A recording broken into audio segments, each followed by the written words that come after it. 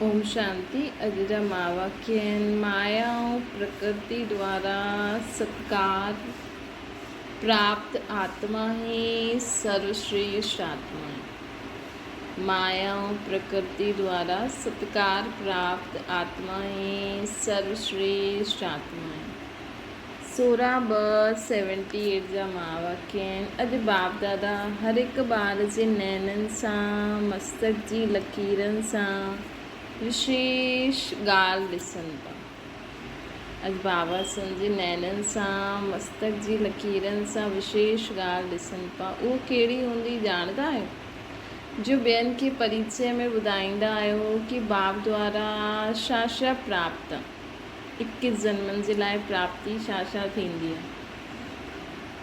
छा थींदी आहे। असां ॿियनि खे छा ॿुधाईंदा आहियूं? असांखे 21 जन्मनि जे लाइ छा मिलंदो आहे? पवित्रता, सुख, शांति। चैलेंज कंदा आहियो न, ever healthy, wealthy, happy. Health, wealth, happiness मिलंदी आहे न। इहे टे ई प्राप्ति वर्तमान समय जी प्राप्ति जे हिसाब सां 21 जन्म कंदा आहियूं। त असां 21 जन्म में असांजो इहे संगम युग जो जन्म बि आहे। हिन समय भले असांजो शरीर रोगी आहे, भले शरीर में रोग हूंदो, लेकिन आत्मा उन रोग जी भोगना भोगण में जीअं कलयुगी माण्हू भोगदा आहिनि, उहा असां न भोगदासीं। त उन हिसाब सां असां एवर हेल्दी आहियूं।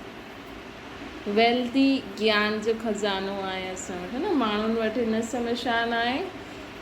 ख़ुशी न आहे न, ख़ुशी सुख शांति न आहे। उन हिसाब सां असां वेल्दी आहियूं।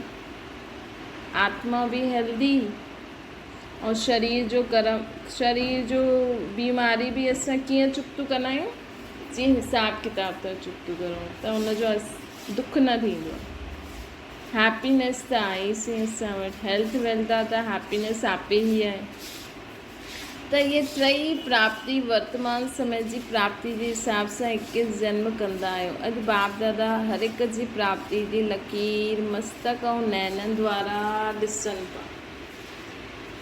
अॼु ताईं चैलेंज प्रमाण सदा शब्द प्रैक्टिकल में केसि ताईं आयो? त चेक करो, सदा रहंदा आहियो? हेल्थ वेल्थ हैप्पीनेस सदा रहंदी आहे? त बाबा चवनि था चैलेंज में सिर्फ़ु हेल्थ वेल्थ न चईंदा आहियो, लेकिन एवर हेल्दी एवर हैप्पी चईंदा आहियूं। Ever healthy, ever wealthy, ever happy.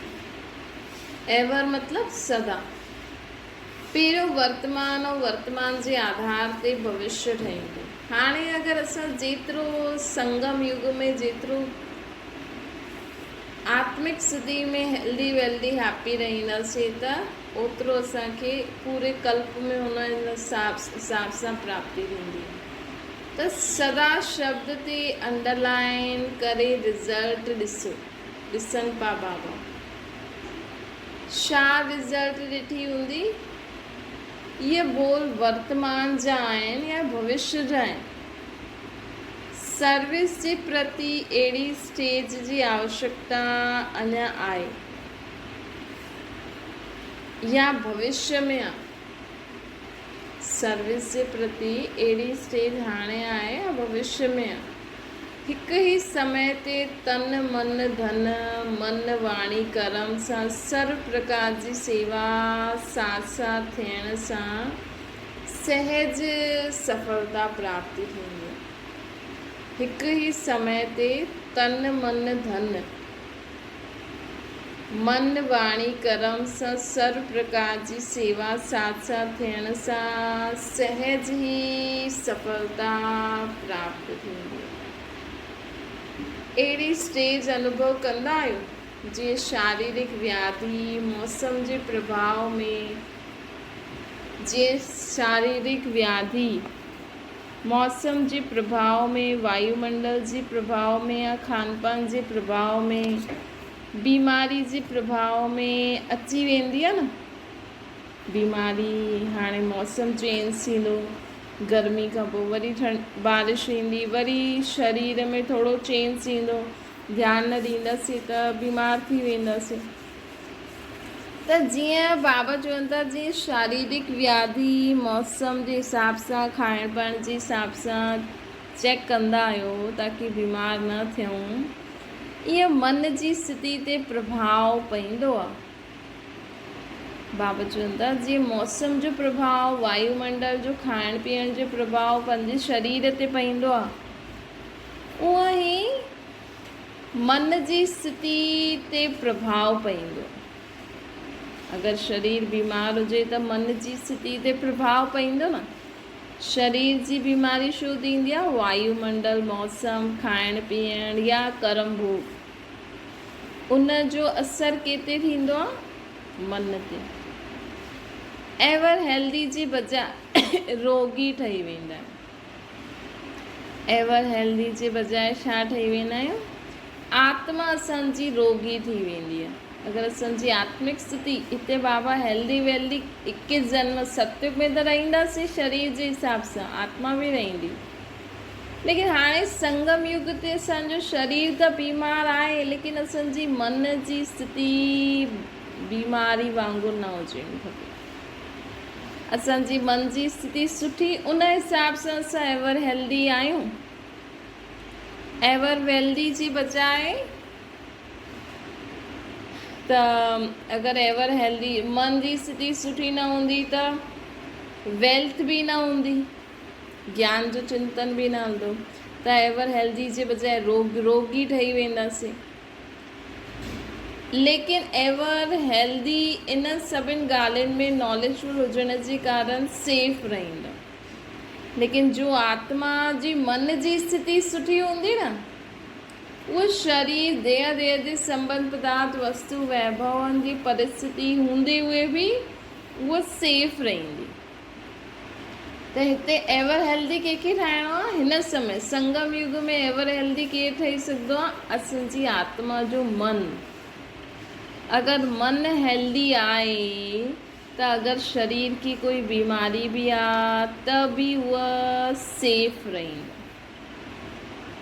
ॾिसंदा आहियूं न असां त माण्हू, ॾिसो बाबा जे घर में कई माण्हुनि पंहिंजे मन जी शक्ति सां कैंसर, हार्ट, डायबिटीज़, योग सां असां पंहिंजी ॾाढी बीमारियुनि खे ख़तमु करे सघंदा आहियूं। त बाबा चवनि था कि अगरि असांजो मन हेल्दी आहे त नॉलेज हुजण जे कारण सां सेफ रहंदासीं। इन प्रकार एवर हेल्दी अर्थात सदा सर्व शक्तियुनि जे खज़ाने सां, सर्व गुणनि जे खज़ाने सां, ज्ञान जे खज़ाने सां सदा संपन्न आत्मा। एवर हेल्दी मतलब सर्व शक्तियों, सर्व गुण, सर्व ज्ञान जे खज़ाने सां भरपूर आत्मा, संपन्न आत्मा। त चेक करो असां एवर हेल्दी आहियूं? छा करूं, कीअं करूं, चाहींदा त आहियूं लेकिन करे न पाईंदा आहियूं।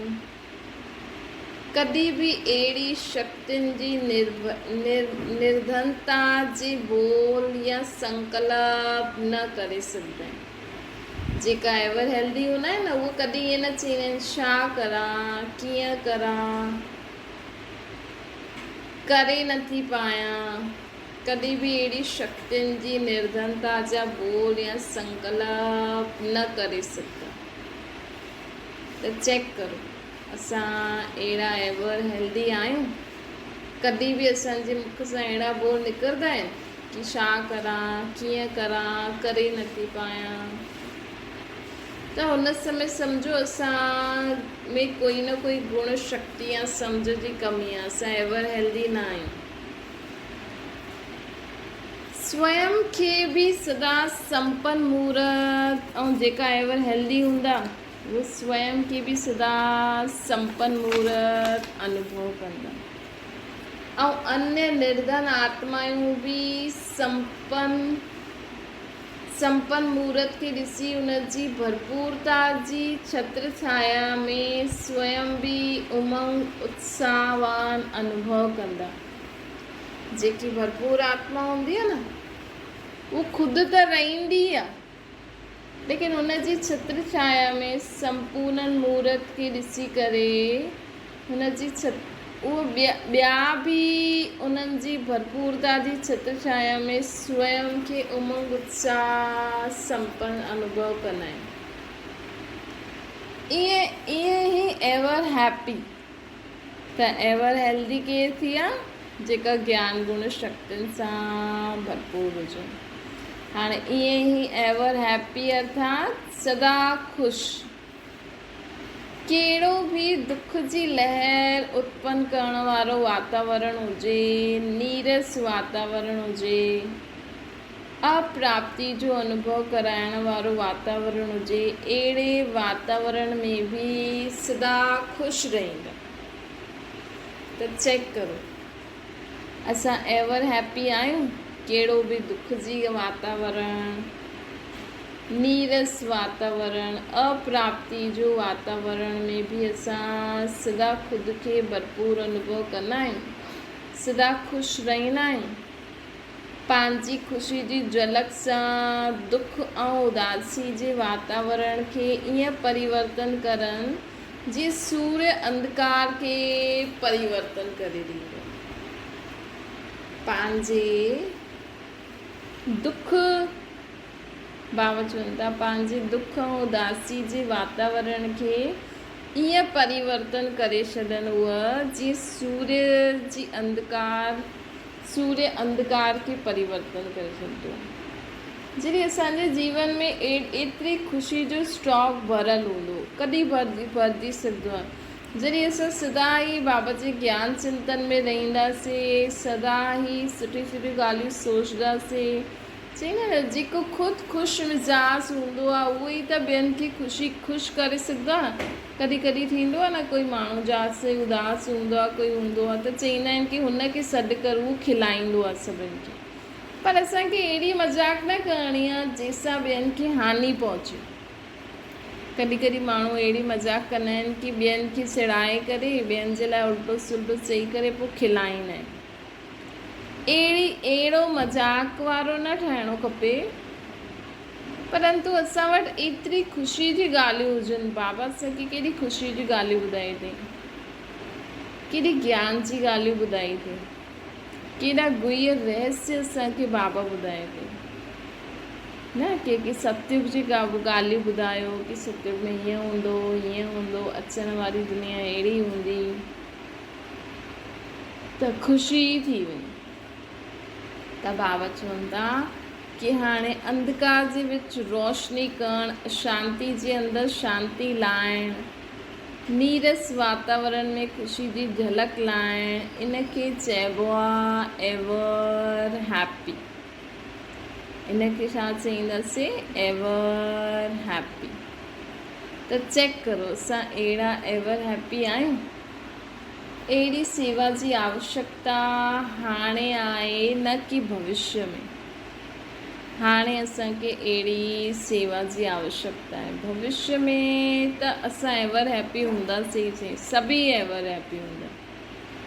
त हाणे अहिड़ी सेवा जी आवश्यकता आहे कि छो जो हाणे माण्हुनि जे जीवन में ख़ुशी न आहे, शक्ति न आहे, ज्ञान न आहे। अॼु बाप दादा हर हिक जी प्राप्ति जी लकीर ॾिसनि पिया कि सदा काल ऐं स्पष्ट लकीर आहे, सदा ख़ुशि रहण वारा आहिनि। जीअं हस्त द्वारा आयु जी लकीर ॾिसंदा आहियो न, आयु लंबी आहे, निरोगी आहे। बाप दादा बि लकीर खे ॾिसंदा रहंदा आहिनि। जो असांजे हथनि जी लकीर ॾिसंदा आहिनि न, मां कई माण्हू कलयुगी दुनिया में हिननि जी आयु केतिरी आहे, त बाप दादा बि लकीर था ॾिसनि।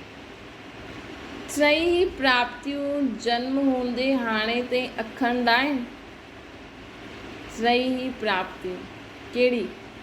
Ever healthy, wealthy, happy. मतिलबु जॾहिं खां असां ब्रह्मण जन्म वरितो आहे, जॾहिं खां असां बाबा खे बाबा चयो आहे, जॾहिं खां असां बाबा खे पंहिंजो बाप मञी करे ज्ञान में हलणु शुरू कयो आहे, तॾहिं खां असां कॾहिं बि न चयो हुजे कि छा करां, कीअं करां, या उदासी आहे, कुझु सम्झ में नथो अचे, दुखी, उदासी, अहिड़ी सिचुएशन आई आहे असांजे जीवन में।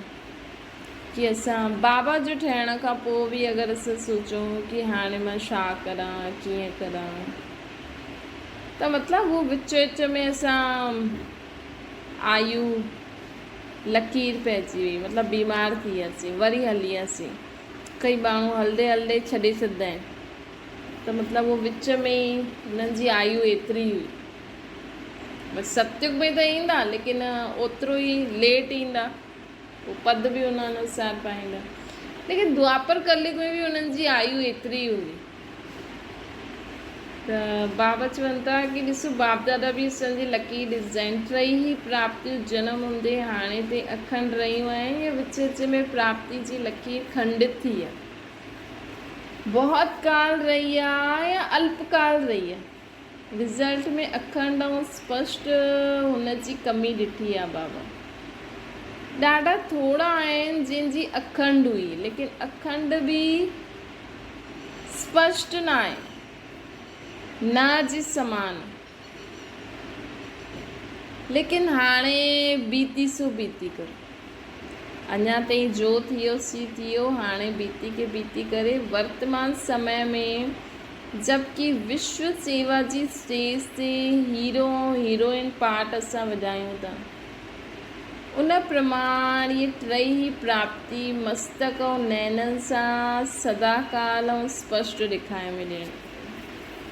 पोइ बि बाबा अॼु असांखे छा था चवनि, बीती सो बीती करो, है न, बीती सो बीती करो। अॼु खां बाबा चवनि था, अॼु खां छोकी असां सेवा जी स्टेज ते हाणे असां दुनिया में हिकु तरीक़े सां हीरो हीरोइन आहियूं।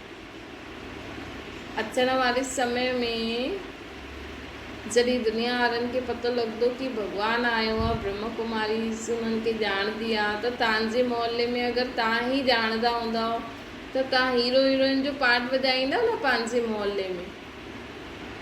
तव्हां द्वारा बाबा जो वरसो मुक्ति जीवन मुक्ति वठण जे लाइ तव्हां वटि ईंदा न।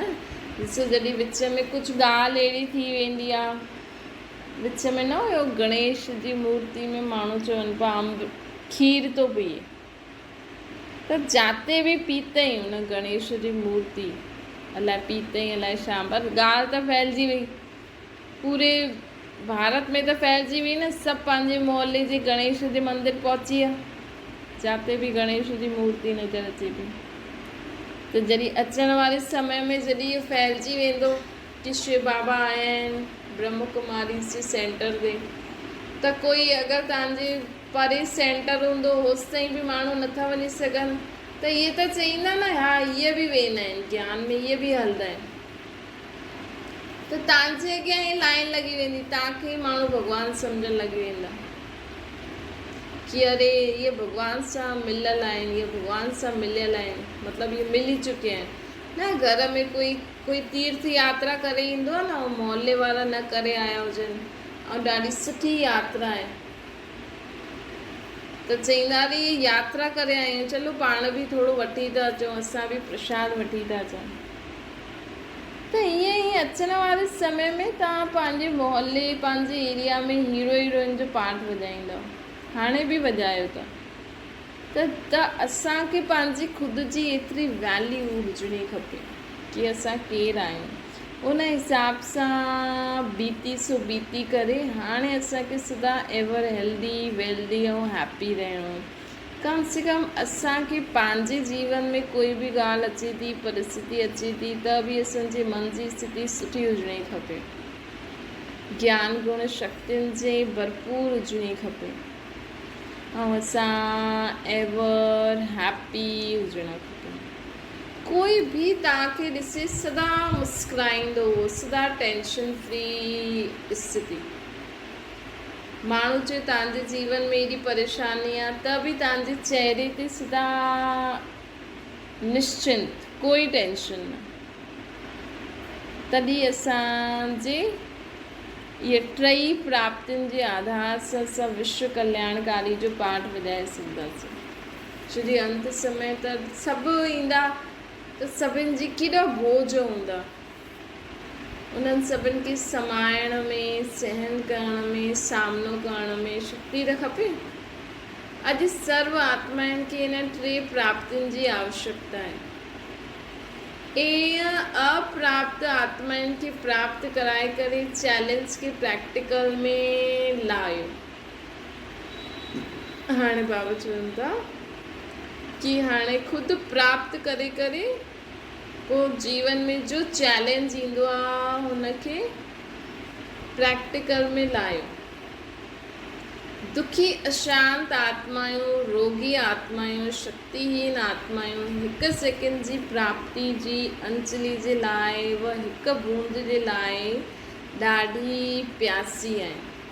प्यासी आत्मायूं आहिनि।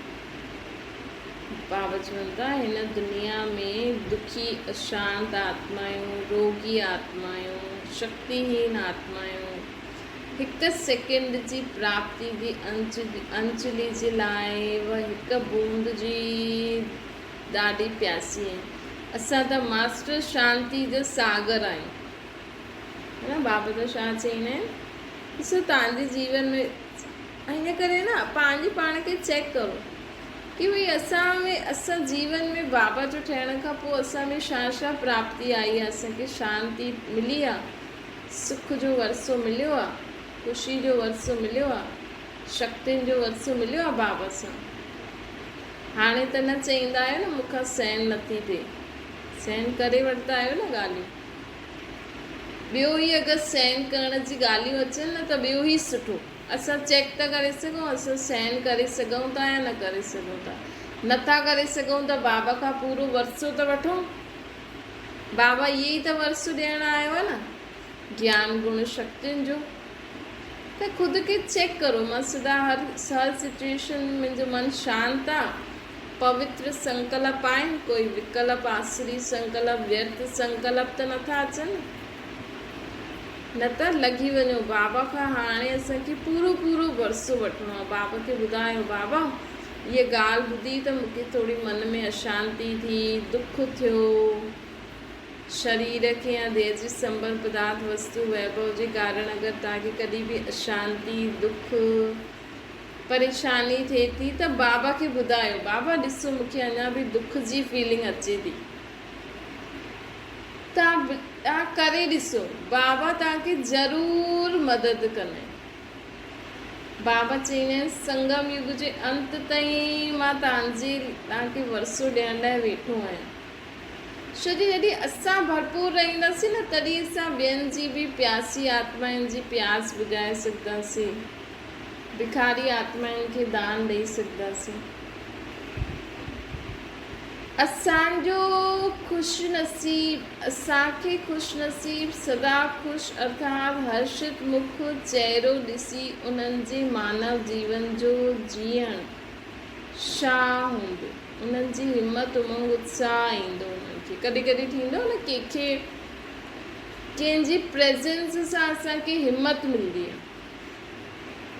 त असांखे बि अहिड़ो ठहिणो आहे कि असांजे ख़ुशनसीब वारो जीवन, असांजो हर्षित मुख जीवन चहिरो ॾिसी करे माण्हू में हिमत अचे, उमंग उत्साह अचे। हाणे त जिंदा हूंदे हुए बि ना उमीद जी चिता ते वेठा आहिनि दुनिया वारा। हिन समय त जिंदा हूंदे हुए बि ना उमीद जी चिता ते वेठा आहिनि। अहिड़ी आत्माउनि खे हाणे मरजीवा ठाहियो। अहिड़ी आत्माउनि खे हाणे मरजीवा ठाहियो। बाबा चवनि नए जीवन जो दान ॾियो। हाणे असांखे ॿियनि खे छा करिणो आहे, नए जीवन जो दान कीअं ॾींदव? उन्हनि खे कोई न कोई प्राप्ति कराए, कुझु न कुझु अनुभव कराए, उन्हनि खे नए जीवन जो दान ॾियो। अर्थात 3 प्राप्तियुनि सां संपन्न ठाहियो। नए जीवन जो दान ॾियणु अर्थात उन्हनि खे बि एवर हेल्दी, वेल्दी, हैप्पी जी प्राप्ति जो अनुभव करायो। सदा स्मृति में रहे ये 3 प्राप्तियूं असांजो जन्म सिद्ध अधिकार आहे। 3 प्रैक्टिकल धारण करण लाइ डबल अंडरलाइन लॻायो। त अॼु सॼो ॾींहुं असांखे छा चेक करिणो आहे कि असां सदा एवर हेल्दी वेल्दी हैप्पी रहंदा आहियूं, प्रभाव विझण वारा ठहिया आहियूं असां। इन टिनी ॻाल्हियुनि खे धारण करे ॿियनि में प्रभाव विझंदा आहियूं। असां द्वारा बि माण्हू बि एवर हेल्दी वेल्दी हैप्पी अनुभव कंदा आहिनि,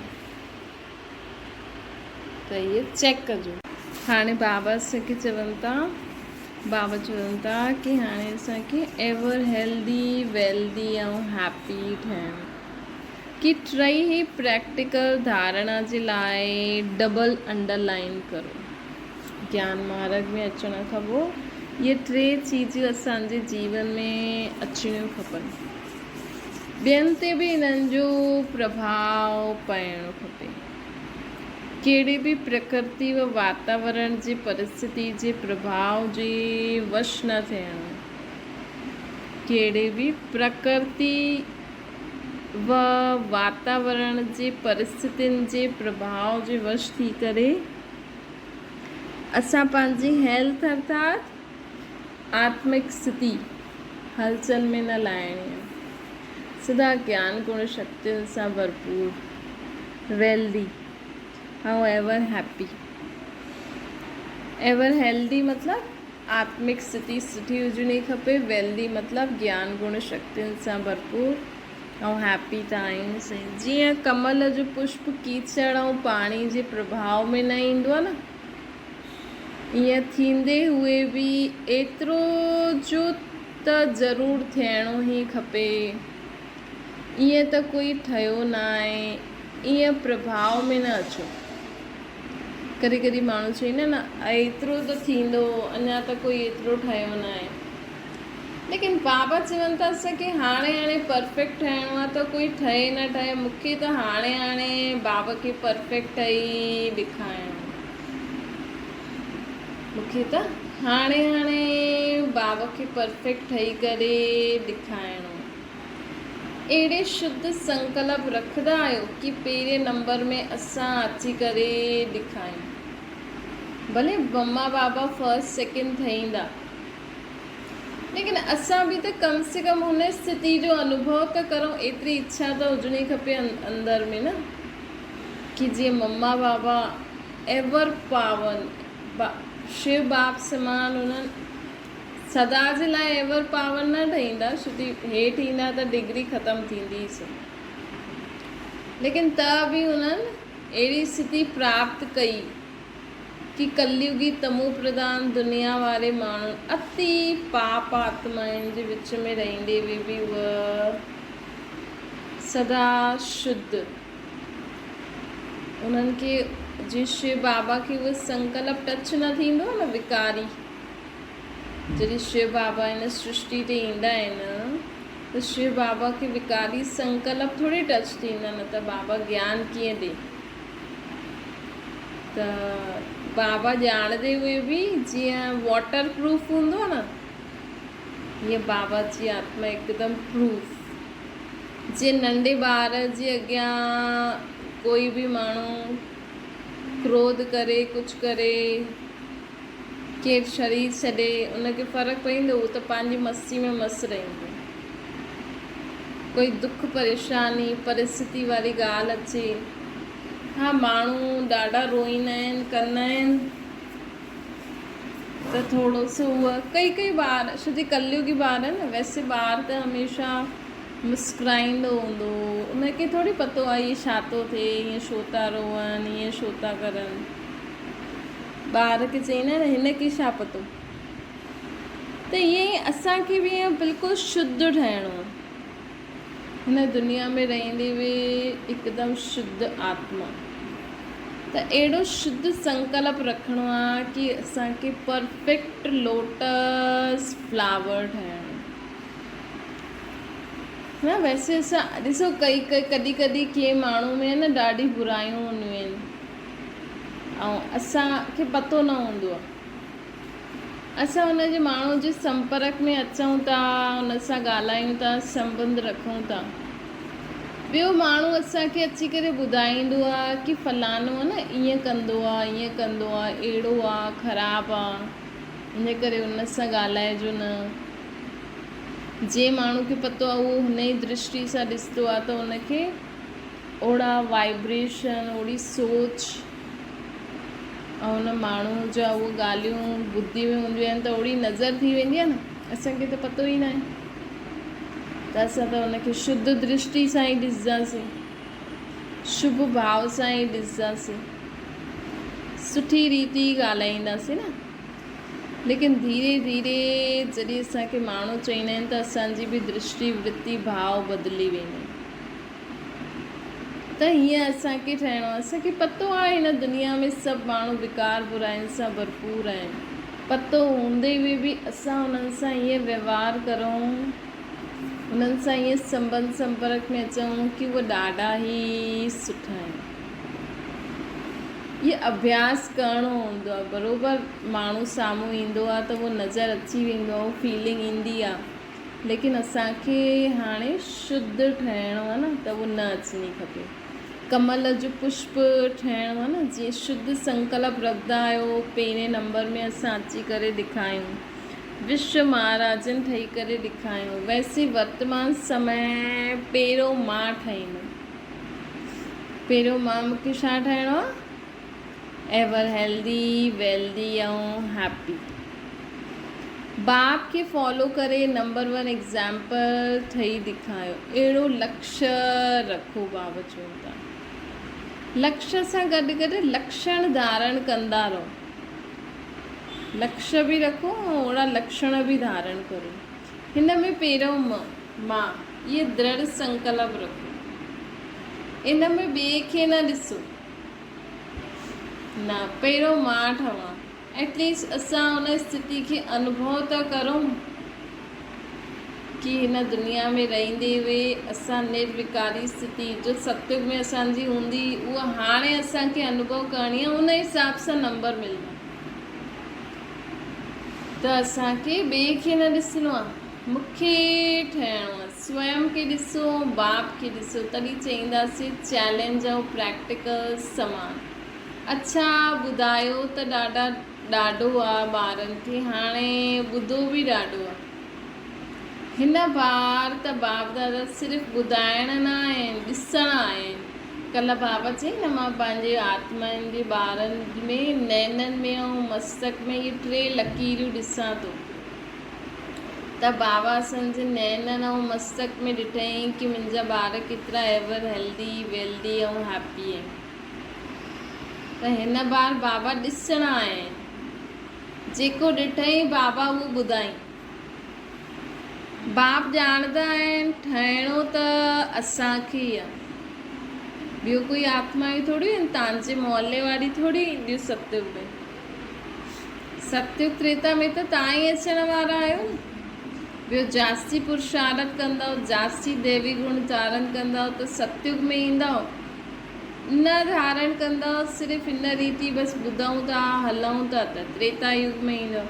पर चलो, असांखे त लक्ष्य रखिणो आहे, पुरुषार्थ करे सतयुग में अचूं।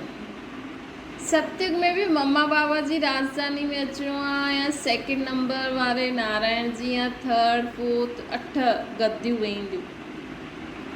त उन हिसाब सां पंहिंजो पुरुषार्थ करो, है न। त बाबा चवनि था कि ॾिसो, ठहिणो त तव्हांखे ई आहे, अधिकारी आत्मायूं बि तव्हां ई आहियो।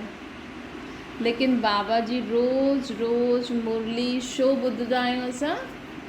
ताकि असांखे स्मृति जागृत रहे असांजी। रोज़ बाबा खे यादि करणु, रोज़ बाबा जी मुरली ॿुधणु छो ज़रूरी आहे?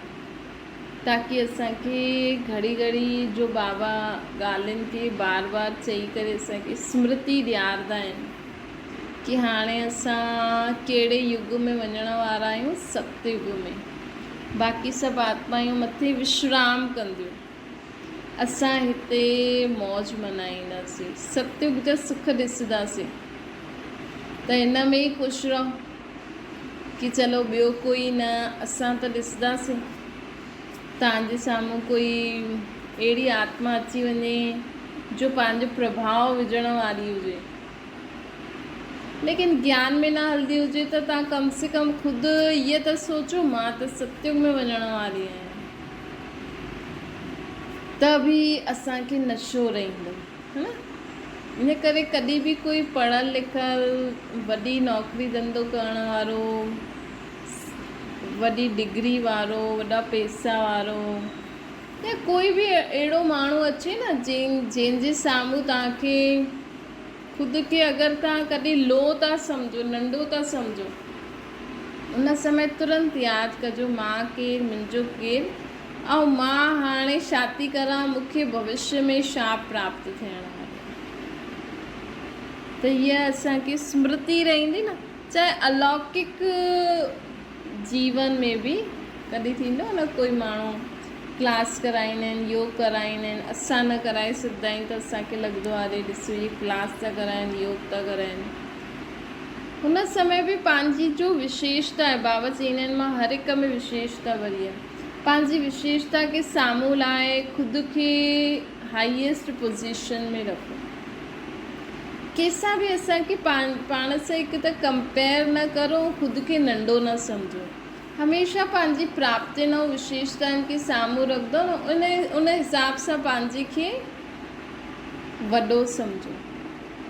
तॾहिं असांखे नशो रहंदो कि चलो मां बाबा जो ज्ञान घर गृहस्थी में वठी करे हलां थी या हलां थो, मुंहिंजो पार्ट इहो ई आहे, मूंखे हिते ई पंहिंजो नंबर अॻियां करिणो आहे। इन रीति सां ख़ुदि खे विशेष सम्झी हलंदा हलो। बाबा चवनि था ठहिणो त तव्हांखे ई आहे। अच्छा, अहिड़ा विश्व जा राज्य भाग्य जे अधिकारी, बाप द्वारा सर्व प्राप्तियुनि जे अधिकारी, माया ऐं प्रकृति द्वारा सत्कार प्राप्त करण वारा, अहिड़ा सर्वश्रेष्ठ आत्माउनि खे बाप दादा जो यादि प्यार ऐं नमस्ते। पार्टियुनि सां मुलाक़ात बाबा करनि था। ऑस्ट्रेलिया जी पार्टी सां बाबा मुलाक़ात करनि था। सर्विसेबल त आयो। सर्विसेबल अर्थात हर संकल्प बोल कर्म और सर्विस में साथ साथ लॻल हुजो। मतिलबु संकल्प बोल ऐं कर्म सां साथ साथ टई प्रकार जी सेवा साथ साथ थिए। असांजी संकल्प बि शुद्ध हुजणा खपनि, बोल में बि कंहिंसां ॻाल्हायूं था ज्ञान युक्त बोल, कर्म कंदे बि कर्म योगी, त टई सेवा साथ साथ थी वई न। असांखे न एक्स्ट्रा वेही करे आत्मिक अभ्यास जो समय बि न कढणो पवंदो। हिकु बार सम्झी वरितो न कि ख़ुदि खे आत्मा सम्झी कमु करणो आहे, तव्हां सुबुह खां राति ताईं लक्ष्य रखंदा करो कि मूंखे आत्मा सम्झी करे आराम सां कमु करणो आहे। कॾहिं कॾहिं किथे जल्दी हूंदो आहे, हुन समय बि अगरि तव्हां जेतिरो थी सघे बाबा खे यादि करे कर्म कंदा न, उहो कमु बि तव्हांजो जल्दी ऐं समय खां पहिरियों पूरो थी वेंदो। न त कॾहिं बि थिए, लेकिन हीअं लॻंदो कि मां टाइम ते ई कयो। कर्म कंदे हुए ई आत्म अभिमानी स्थिति जो अभ्यास पक्को थी सघियो आहे। अगरि असां वेही करे कंदासीं न, पोइ एतिरो अभ्यास पक्को न थींदो जेतिरो हलंदे फिरदे थींदो आहे। त त्रिमूर्ति बाप जा ॿार आहियो न, त टई सर्विस साथ साथ हुजणी खपे। हिकु ई समय टई सर्विस हुजनि त प्रत्यक्ष फल निकिरी सघंदो। हिकु ई समय टई सर्विस थियनि तॾहिं असांजो प्रत्यक्ष फल निकिरी सघंदो आहे। त टई सर्विस साथ साथ हलंदियूं आहिनि। मनसा द्वारा आत्माउनि खे बाप सां बुद्धि योग लॻाइण जी सेवा। पंहिंजे मनसा द्वारा आत्माउनि जो बुद्धि योग बाप सां लॻाइण जी सेवा करो। वाणी द्वारा बाप जो परिचय ॾियण जी सेवा करो। बाबा जो कोई न कोई ज्ञान जो पॉइंट ॾेई ॿुधाए करे अॼु बाबा असांखे ईअं चई, बाबा असांखे ईअं चई। बाबा कहिड़ा? आत्मा जो पीउ परमात्मा।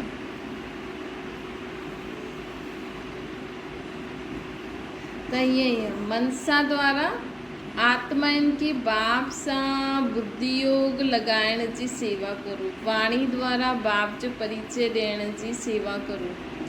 कर्म द्वारा दिव्य गुण मूर्त ठहिण जी सेवा करो।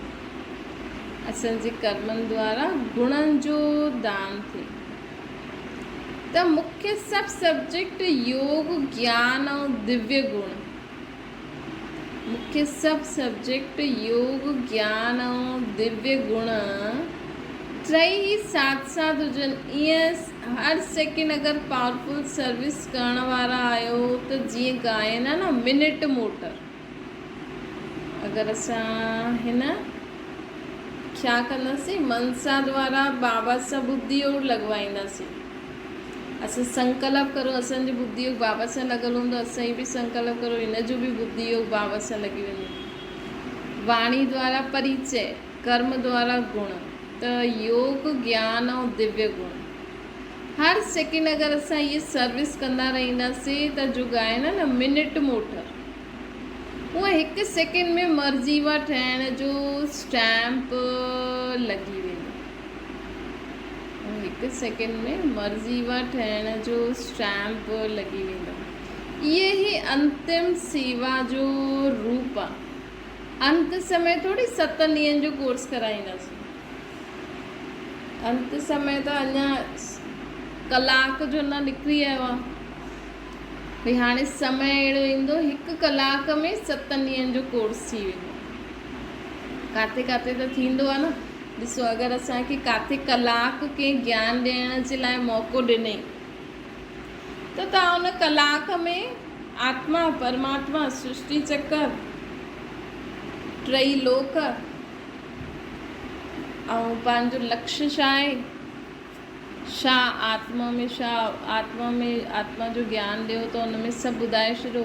आत्मा जा गुण, आत्मा में जेका विकार बुराइयूं आहिनि कीअं भॻवान खे दान में ॾियणियूं आहिनि, कीअं गुण ऐं शक्तियूं कहिड़ी धारण करणियूं आहिनि।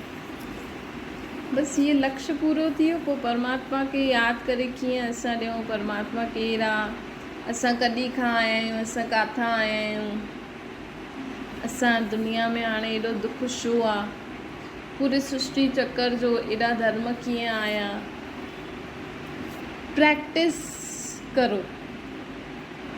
अचण वारे समय में त 1 सेकेंड में असां कंहिंखे बि दृष्टि द्वारा ॾिसंदासीं न त आत्मा परमात्मा परमधाम सृष्टि चक्कर जो पूरो ज्ञान असां कंहिंखे बि ॾेई सघंदा आहियूं। 1 सेकेंड जी दृष्टि द्वारा उन जी आत्मा खे ॾिसो। उहा आत्मा बि परमात्मा जी संतान परमधाम में रहण वारी। उहा आत्मा बि सतयुग में आई, एतिरा जन्म वरितई, पोइ त्रेता में आई एतिरा जन्म, पोइ द्वापर में एतिरा जन्म, कलयुग में आई एतिरा जन्म, हाणे वरी बाबा खां अची मिली आहे। ही संकल्प 1 सेकेंड में 7 ॾींहंनि जो कोर्स थी वियो न। त बाबा चवनि था कि हाणे असांखे 1 सेकेंड में अगरि असां पावरफुल सर्विस करणु चाहींदा आहियो त ईअं करो, है न। त बाबा चवनि था मिनट मोटर। हुन जी आत्मा खे ॾिसो, बाबा जो परिचय ॾियो ऐं जेका बि गुण आहिनि उहो हुनखे संकल्प सां ई दान करे छॾियो। हाणे वाणी द्वारा चईंदा आहिनि ॾाढो सुठो आहे, ॾाढो सुठो आहे, लेकिन सुठो न ठाहींदा आहिनि, ख़ुदि न ठाहींदा आहिनि। जॾहिं वाणी ऐं मनसा में ऐं कर्म सां 3 सेवा इकट्ठी थींदियूं तॾहिं हीअं न चईंदा कि ॾाढो सुठो आहे, लेकिन मूंखे प्रैक्टिकल ठही करे ॾेखारिणो। अगरि असां मनसा वाचा कर्मणा 3 प्रकार जी सेवा करूं था न त हुन समय माण्हू चईंदा कि हा मूंखे बि अहिड़ो ठहिणो आहे। ईअं अनुभव उन्हनि खे थींदो। त ईअं सर्विसेबल ठहो। इन खे चइबो आहे वरदानी महादानी जी स्टेज। सर्विस जो उमंग उत्साह सुठो आहे। बाप खे बि योग्य ॿार ॾिसी ख़ुशी थींदी आहे। हाणे दिव्य गुणनि खे जो श्रृंगार ॿियो अधिक करणो। आत्मा खे दिव्य गुणनि सां अधिक सजाइणो आहे। असांखे ख़ुदि खे दिव्य आत्मा खे दिव्य गुणनि सां सजाइणो आहे। मर्यादा जी लकीर जे अंदरि रहंदे हुए मर्यादा पुरुषोत्तम जो टाइटल वठण जो अटेंशन हुजे त इहे ताज तिलक अटेंशन ॾेई करे धारण करिणो आहे। मर्यादाउनि जी लकीर जे अंदरि रहंदे हुए मर्यादा पुरुषोत्तम जो टाइटल वठण जो अटेंशन हूंदो त असांखे ताज ऐं तिलक अटेंशन ॾेई करे धारण करे वठंदासीं। त अगरि असांखे ताज ऐं तिलक खपे त छा करो, मर्यादाउनि जी लकीर जे अंदरि रही करे मर्यादा पुरुषोत्तम ठहो। सर्व मर्यादाउनि खे पालन कंदा हलो। बाबा जो बि मर्यादाऊं ॾिनी अथई। ॿियो पॉइंट आहे, सदा हर कर्म कंदे हुए एक्टर न ठही करे कर्म कंदा आहियो कि मां एक्टर आहियां।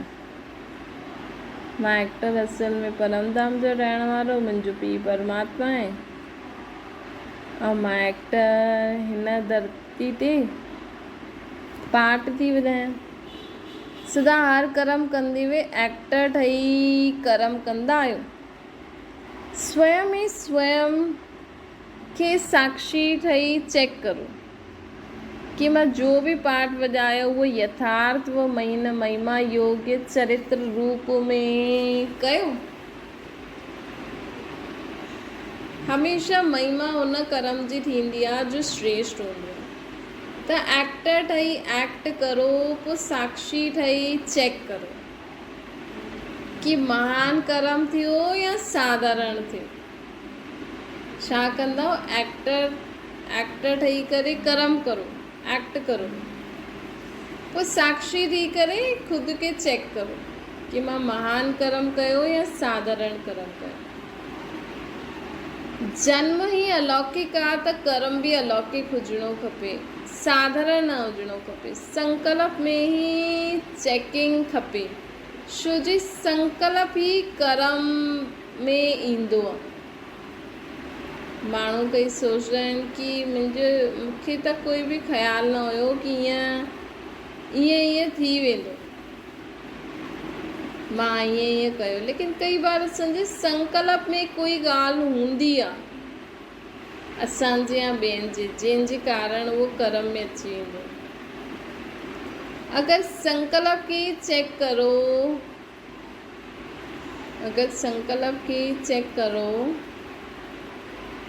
त जो संकल्प बाबा चवनि था कि अगरि संकल्प खे ही चेक करे चेंज करे वठंदव त कर्म महान थी वेंदो। सॼे कल्प में महान आत्मायूं प्रैक्टिकल में तव्हां आहियो। त असां कहिड़ा आहियूं, एक्टर आहियूं, महान आत्मायूं आहियूं। बाबा चवनि था त संकल्प में भी चेकिंग और चेंज खपे। साधारण की महानता में परिवर्तन करो। साधारण ॻाल्हि खे महानता में चेंज करो। ये न साधारण रीति, भले तव्हां घर जा झाड़ू ही निकालो त बि बाबा जी यादि में कढंदव त उहा वॾी ॻाल्हि थी वेंदी। अच्छा, ओम शांति। बाबा खे यादि करो।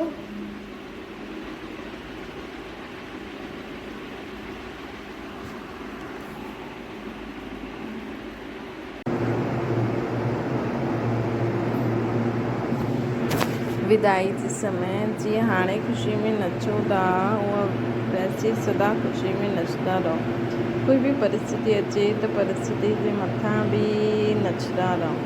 जीअं चित्र ॾेखारींदा आहिनि, सर्प जे मथां बि नचे थो। ईअं जड़ चित्र तव्हां सभिनि जो यादगार आहे। जंहिं समय बि कोई परिस्थिति अचे त इहे चित्र यादि रखिणो आहे त परिस्थिति रूपी सांप ते भी डांस करण वारो। त असां इहे ई सांप असांजे गले में सफलता जी माला विझंदा।